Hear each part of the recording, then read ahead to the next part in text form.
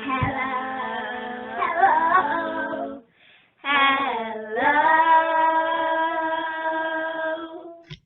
Hello and welcome to Confidence Conversations with Idara. Our conversation today is with the lovely Tamara Craver. I'll do an intro here and then hand off and let you fill in any blanks that I might have left off. So you've been in nonprofit as an executive for a while, for a significant amount of time, actually, most recently as chief executive officer. And one of the patterns that I noticed is that a lot of your work is bringing others up, for lack of a better description, and you can definitely elaborate on that, but it brings people up. It's looking forward to the next generation, going beyond those of us who are here now, which is absolutely heartwarming and necessary work. You also do it in such a warm and inspirational way. And I was just looking through some of the work that you've done. You've also served as a consultant, but this executive in nonprofit is what has been a big part of your career most recently. You've been recognized as CEO of the Year and in the top 50 of influential leaders. And I'm just thinking, you just got here like locally, it's been less than 3 years, and still, your sphere of influence and your feel of your influence is apparent in the work that you've done. And in addition to already working in nonprofit and giving in this way, which is very meaningful and personal, you also serve as a board member. And I'm just thinking, somehow you find the time to do all these things, Mr. Mara Craver. Thank you so much. I'm so glad that you're here. I'm looking forward to this conversation. Welcome. Thank you. It is my honor to be here with you. Please, if there's anything that I have left off or anything else that you would want to share about you, please do. I know it was not a comprehensive list, but please tell us a bit more. Well, you did a good job. Thank you. Thank you very much. So August of this year will be my 4th year in San Diego. It still seems like it was yesterday. But as you said, I've been in nonprofit world for a while now. Started off my nonprofit career with the American Heart Association, then went to the YMCA, and then went to the Posse Foundation and found my way here to San Diego. But I think to your point, most of the roles I've ever had have always been about uplifting and elevating others. Sometimes it can feel like very selfless work and thankless work sometimes, but I think the gratitude that I get and the impact that I get is from the success of people's lives I've been able to. So that makes all the work, all the long hours worth it for me. Thank you very much. I'll also say from a personal standpoint, I met you and it was immediately as if I had known you for a very long time. I can imagine that you have that effect on people in general. And part of the reason why we're here is talking about confidence, and confidence is something that you exude. And you also simultaneously, while being confident and influential, and dare I say, powerful, there's also a humility and groundedness and kindness to your approach. And I often tell people confidence is not any one thing. So it's always helpful to have these conversations with a number of different people and just share a little bit more of a perspective. So I'd love to know from you how you would define or describe confidence. Oh, that's a good question. I think to your point, it's multi-layered. There's not one definition or one characteristic that I could say defines confidence, but I think I'm very lucky that I had parents that always poured into me, even as a kid, just giving me that self-confidence. You can do anything, you can be anything, go get them, girl. Like, it was always that kind of home environment for me. So I think I just kind of naturally grew up with that piece, but that doesn't mean that there was never moments of doubt. There wasn't moments, but I think the self-talk that I have learned to do for myself to give me the confidence when maybe I'm feeling like, oh, I'm getting ready to walk into this room and I don't know anyone, or not sure if I'm going to say the right things. It's that self-talk beforehand that gives me the confidence. So self-confidence is, for me, is that self-talk. Is how I talk to myself about what I'm getting ready to do, whatever challenge I'm getting ready to tackle, how I talk to myself about the next step. And sometimes I need help. Sometimes, self-talk is not always positive. And so being able to shift that gear, but I think that also recognizing that is also a layer of confidence, is knowing that I may not be my best at this moment. I may have to call in reinforcements to pump up the volume a little bit on the confidence. Yeah, it's true. Mhm. It's true. There are just moments where They're someone just else, moments. just a little bit of, you can borrow, just borrow briefly Just be borrowed real quick. to I get need that it. boost. Yes. And you know who to call. And you know who to Yes. call. You know, Yes. it's like you know who your village is, where you can go to hear just that boost that you need. And I think my dad used to always say, you know, when you go places, act like you've been there before. That's great advice. So, you know, we used to joke, and, you know, when football games, when a kid would make a touchdown and they do all this dancing, and my dad said, you got to act like you've been there before. Like, even if that was your first touchdown, act like you've been in the end zone before. So I try to, if I'm nervous, I walk in the space, it's like, okay, I've been in this before. I've been here before. It's like no big deal. So that's part of kind of how I talk to myself before I go into different spaces. Yeah. You know, a lot of times people will talk about manifesting, and it doesn't necessarily mean the same thing to everyone or resonate in the same way, but it really does have to do with projecting, almost anticipating good outcome. Mm-hmm. And that puts you in a better mind frame, regardless of what you're walking into. So this going in like, I've been here before, I've been in the end zone before, kind of reminds me of that mindset of thinking about what you want, thinking about the outcome ahead of time, and bracing yourself for that mentally. Yes. So tell us about a time when confidence made a difference in your career. Oh my gosh. I think there's been many, honestly, Okay. that I could point to, but I'll speak specifically about my most recent, the role I'm in now. Um, my role previously was an executive director, and so some would say this was a huge jump from executive director to CEO. Not really in the sense of the work that was done, but I knew that I could do the work, and I knew that I had the heart to do the work, and I knew I had the background to do the work. It just was, I just need you to know that I could do it. And so I think going into the interview, not cocky, but confident that this is just my next step. This is my natural next step in the work that I'm doing. And I've done all the things to position myself powerfully to be in this next role. And let me show you how. And so being very careful, though, not to come off as a know-it-all or too cocky, but just I'm confident in what I do, but I can also show you what I've done. It's not just, I don't just talk the talk, I walk the walk. I can show you, you can touch and feel what I've done in my career, and I can show that to you. So I think in my interview process, that was very clear to the hiring committee that I was confident that I could do this work. And coming from very large nonprofits that had all this infrastructure and all these things, I'm like, yeah, but now it's time to do the work where it's us and me and a team of 12, me and a team of 22 or whatever, versus this hierarchy above. And I think that's what I ultimately believe landed me the role here as CEO in San Diego. You know, I'm glad I said before this kind of balance that you have, because you use it in this example where there's the confidence, and yet you're not saying you know it all. You're coming with your own experience, background, certainty, and still open to learning and knowing more. And there's that, it never comes across as cocky. And you do need, people around you also need you to be confident when you're leading them. Right. And you can still be willing to learn. This is such an important balance. It's not something that everyone achieves necessarily, right, because oftentimes trying to step into looking confident, people put on a show that's more about, that ends up coming across more cocky or arrogant, right, than confident, and maybe even dismissive of others around them. Yeah. But somehow this constant is just not your style, and that's just this great balance. Maybe I'll talk about teasing. I may not necessarily, I'm wondering if it's something that can be taught, because it would be such a successful approach for a lot of people to be able to understand that balance. Yeah. But the next, sorry, yes, please. No. I was going to say, I think part of it too, and thinking about how would you teach it to someone, is whenever I've had a supervisor that I'm mentoring or someone, I always say to them, be the supervisor that you always wanted. You know, what would you have liked? What would have made you feel valued as an employee?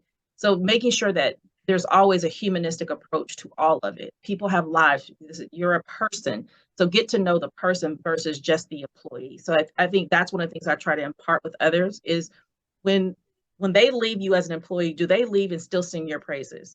Mm-hmm. Do they say, if I could, I would always go back and work for her or him? And I think that's what could be taught, is how you treat people. See them as a person. See them as a person. I was going to ask about what advice you have received or given, but you've already shared a couple of nuggets. This about how you treat people, yes. Seeing people just as it's the person that's in front of you, no matter what their role is, and also coming in as if you've been there before. Even so, if there's is there any other advice that you've used regularly or that you share with people that's not one of those two that you've shared already? Let's see. You know, it may sound cliche, but I'm a big sports fan. So a lot of my stuff comes from sports sometimes. And Deion Sanders always says that, you know, when you look good, you feel good. And when you feel good, you do good. And when you do good, they pay good. And that's just always also something that I'm like, sometimes when you're feeling down, you get up, you get dressed, do your hair, you put on that outfit that makes you feel powerful, put on some heels, and you go out there and your immediate reflection reflects back. And so I think that to me is something that I always tell people, like, show up. Like, sometimes you just have to show up. People will notice when you show up, and you beat half the people simply by showing up in the room anyway. So I think that would be a big piece of advice I would tell people is to, whatever makes you feel good, do that for you, because it will have an immediate ripple effect and reflection upon the people that you interact with. In the book that I wrote, recently published, The Confidence Talk, the number one thing is suit up. Yes. And it's that same concept. Yes, you have it handy. Yes, ma'am. Suit up. Same concept. I love how Deion Sanders put it, though. Just to look good, do good, and get paid. And get paid. Yes. So I think that is that suit up. The put on your Superwoman cape. People don't always have to see it under your blazer or your cardigan, but you got it on. Okay. So how do you get your confidence boosts and reminders of your confidence? So I think that different ways, depending on what it is that I'm kind of feeling. Sometimes if I feel like, is this work really mattering to people, I will tap into messages. I have a lot of messages saved from former students of mine. And I go back and I read those messages to hear them say how the interaction I had with them impacted their lives, or how because of this interaction, they got this job or this degree. So sometimes I tap into that to remind myself that the hard work does matter. The other one is I surround myself with amazing friends. And I will tap into them, because sometimes I just need to borrow that little spark from them. And so but I said, you know who to call. You know who to call for those things. Yes. And so I tap in them. But I also talk to my mother every day. And I think she gives me something every morning that just kind of helps me get started with my day or I call her and be like, Mom, like, this is driving me crazy.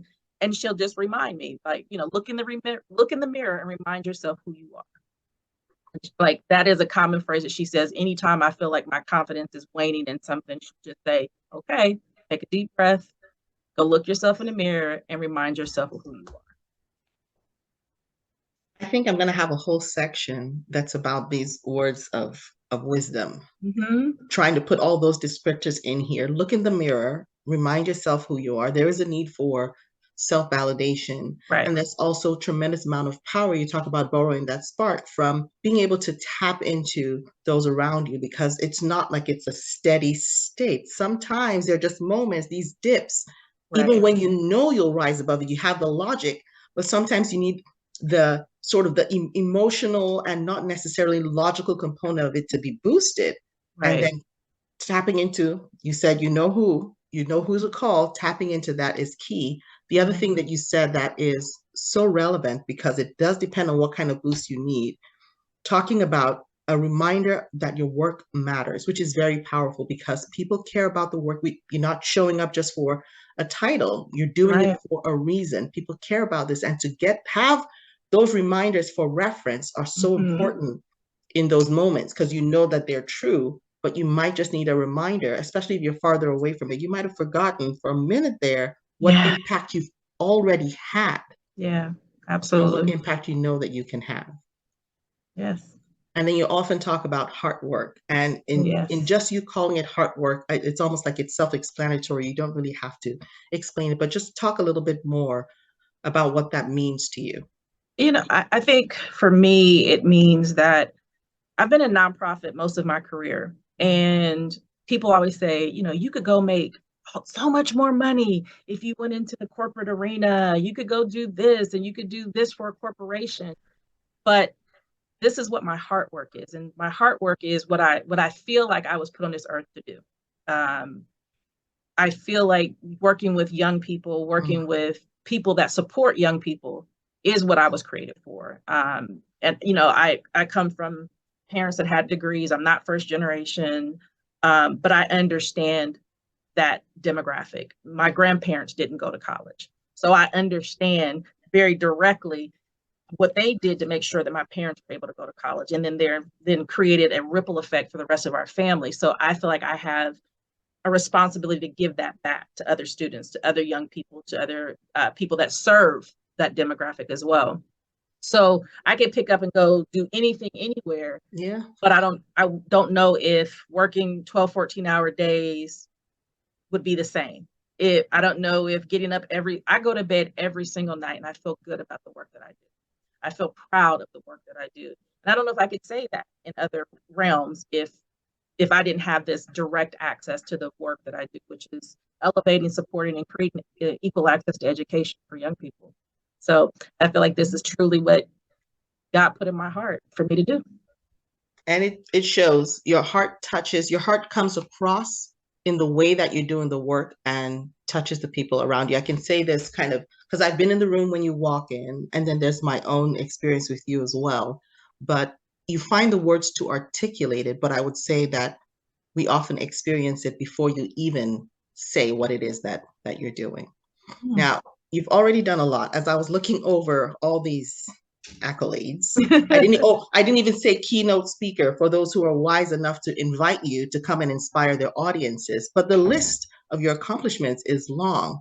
And yet I will still ask, what is your next bold move?